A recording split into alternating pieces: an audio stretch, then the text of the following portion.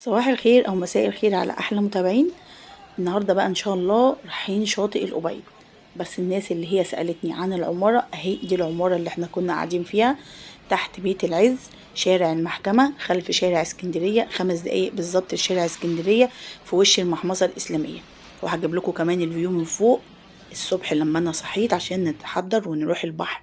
اهو ده بقى كده الفيو بتاعنا من فوق. ده كان التوقيت الساعة 7 الصبح، كنا بنحضر بقى حاجتنا علشان نبدأ ان احنا ننزل البحر. نزول البحر بتاعنا كان الساعة 9، بس أنا كنت بحب إن أنا أصحى بدري عشان أحضر الحاجة بتاعتنا. أهو محمصة النصر في الوش والمحكمة وانتي داخلة كده على شارع اسكندرية. بدأنا بقى إن احنا ننزل، أتوبيس جالنا الساعة 9 عشان نركب وننزل نروح الشاطئ الأبيض. تعالى أخدكم معايا في الطريق. ولو أول مرة بتشوفي قناتي اشتركي في القناة وفعلي زر الجرس على الكل واعملي لي لايك للفيديو وحطي لي كلمة حلوة منك. ولو مش متابعيني على الفيسبوك تابعيني عشان يوصل لك كل فيديوهاتي الحلوة اللي بنزلها، واي مكان كويس بروحه بنزله عشان افيد الناس. يلا بقى تعالوا نشوفوا الطريق وتابعوني في الطريق واحنا رايحين شاطئ الأبيض. نروح شاطئ الأبيض ده امتى؟ لما يكون الريح كويس. محدش يروح شاطئ الأبيض من نفسه كده يا جماعة. شوفوا الريح وشوفوا اخبار الشواطئ ايه قبل ما تروحوا، علشان اللي بيحصل للناس، عشان دي شواطئ مفتوحة. ما تخاطروش بنفسكم وتخاطروا بولادكم. والناس اللي هي ولادها بيطلعوا رحلة اليوم الواحد، لو الجو مش كويس بلاش تودوا ولادكم. لا قدر الله بتحصل حاجات مش كويسة. وفي حاجات حصلت الأيام دي كمان بعد ما احنا رجعنا في الشواطئ المفتوحة. ربنا يا رب ما يكتبها على حد. فالناس تتابع وتشوف، حتى الناس اللي بتروح ما تروح وبتروح الرحلات. ما تصمميش ان انت تروحي الشواطئ المفتوحة تقولي عشان ننبسط، ما عشان تنبسطي ما تخسريش حد من اللي انت رايحه بيهم.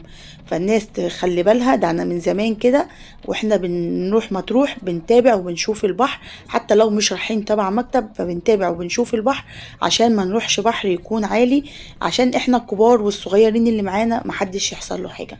فالشواطئ المقفوله كمان برضو كويسه، بس لما يكون الريح كويس انتهزوها فرصه وروحوا شاطئ الأبيض بجميع انواع الأبيض. هو كله شاطئ واحد بس بيختلف في الاسماء، بس هي كلها ميه واحده. شاطئ الأبيض حلو، وكمان كل شواطئ مطروح حلوه. فما تقفوش على شاطئ معين، روحوا الشواطئ الامنه لما يكون الريح عالي. ده كده طريق الأبيض. انا واخداكم كده في السكه من اولها. طريق الأبيض غير طريق الهنا اللي رحناه، غير طريق كليوباترا. كل في بحور، كل حاجة لها طريق. طريق الأبيض ده بياخد وقت مننا بتاع ساعة. الهنا كان جنبنا. كليوباترا برضو ما أخدش وقت كتير، ممكن يكون أخد بتاع نص ساعة أو ساعة إلا ربع. بس شاطئ الأبيض بياخد بتاع ساعة وممكن أكتر كمان. فيلا بينا بقى نتابعوا الفيديو. وزي ما قلت لك لو مش مشتركة في القناة اشتركي وفعلي زر الجرس على الكل عشان يوصلك كل جديد بنزله.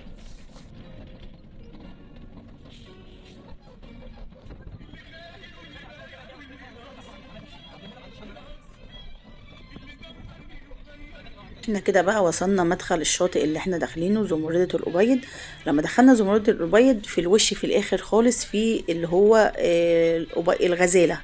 في الزمردة وفي الغزالة. أنا رحت اللؤلؤة ورحت الأبيض اللي هو يعني الأبيض بس من غير أي اسم تاني. ورحت الزمردة والغزالة لأ ما رحتلوش.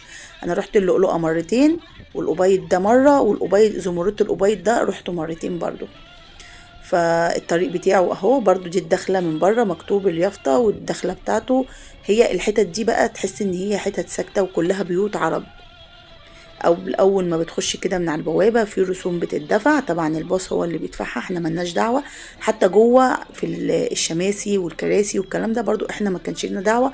هو الباكج كله على بعضه، انت ما بتروحش تدفع اي حاجة غير انك ان انت بتدفع في المكتب وتروح بقى الشواطئ والباص وكل حاجة والتيكت وكل حاجة تبع المكتب. احنا ملناش دعوة بأي حاجة خالص. احنا بس بننزل بشنطة أكلنا ونروح بقى البحور. بيكون عامل جروب على الواتس بيتفق من بالليل انتوا حابين تروحوا شاطئ ايه. هو بيبقى محدد الشواطئ من قبل ما نطلع، بس في ناس بتحب مثلا ان هي تغير. وكمان زي ما قلت لكم عشان الشواطئ والريح. وصلنا بقى الشاطئ وكان متحدد لنا مكان هنقعد فيه، لان هما طبعا زي ما قلت لكم لما بيتفقوا بالليل على الواتس الجروب كله فهو بيتصل ويحجز مكان للفوج بتاعه عشان نقعد فيه. انا الشركة دي بصراحة مش اول مرة اطلع معاها، شركة ممتازة والتعامل فيها مريح. احنا كده بقى وصلنا الشاطئ وبدأوا بقى ان هم يدخلوا. نزلنا عند باكية، قالوا لا تعالوا الباكية التانية عشان هي دي اللي محجوزة لكم. ده بقى المكان ورا البحر. بصوا بقى المنظر عامل ازاي، بيوت كلها بيوت، والمكان بيبقى بالليل بقى ساكت. هو الشاطئ لحد الساعة 7، ده آخره الساعة 7. في الوش كده طولي على طول في يافطة مكتوب عليها غزالة الأبيض، برضو ده شاطئ الأبيض اللي هو تخش جوه شوية.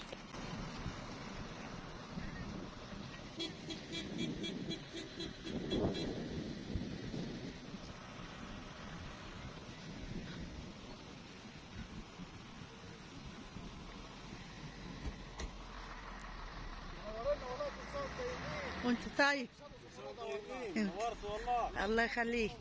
داخله كده بقى على الباكيه اللي احنا قاعدين فيها. الناس اهل مطروح محترمين بصراحه، اهل مطروح ذات نفسهم الناس محترمه، حتى البياعين اللي بتشتروا منهم ما هتسمعوش كلام حد يقولك الاسعار هناك غاليه. الاسعار موجوده ما في كل حته، يعني زي عندك زي ما هتلاقيها في مطروح. فعشان كده ما تشيلش اكل وتتعب نفسك الا لو هتتبلي بقى انت حاجات، هتاخدي حاجات معاكي. فبس الاسعار واحده في كل مكان واحده، فما تتعبيش نفسك في الشيء. بصوا بقى البحر كان عامل ازاي. ودي فايدة بقى ان احنا بنروح بدري الصبح. انا دايما بأيد وبقول البحر الصبح ليه متعة تانية خالص غير لما تروحي اخر النهار. في ناس بتقولك انا بروح اخر النهار، لا صدقوني الصبح ليه متعة تانية، حاجة كده يعني بجد حلو قوي. جربوا ان انتوا تروحوا الصبح في الهدوء والمية نضيفة والدنيا كده هادية ولسه الناس ما جاتش. حلو جدا. 3 سنين ورا بعض بروح الصبح بدري علشان البحر بيبقى كده حلو ونضيف، ويعني بتحسي ان انتي بتستمتعي بال3 4 ساعات بتوع الصبح دول قبل ما يتزحم. المية بصوا بقى عاملة ازاي، المية كانت حلوة قوي بصراحة. احنا انبسطنا اليوم ده. انا من الساعة 12 للساعة 3 كنت بلعب كورة في البحر، لميت البحر كله ولعبت معاه كورة. بس طبعا ده متصورش لان ما كانش في حد يصورني. وكان يوم حلو قوي قوي في زمردة الأبيض. قضينا يوم حلو قوي حلو قوي لما تكون تعملي صحبة كده مع ناس ما اعرفهمش. انا رايحة لوحدي مع ناس ما اعرفهمش، وقضينا يوم حلو جدا جدا بصراحة.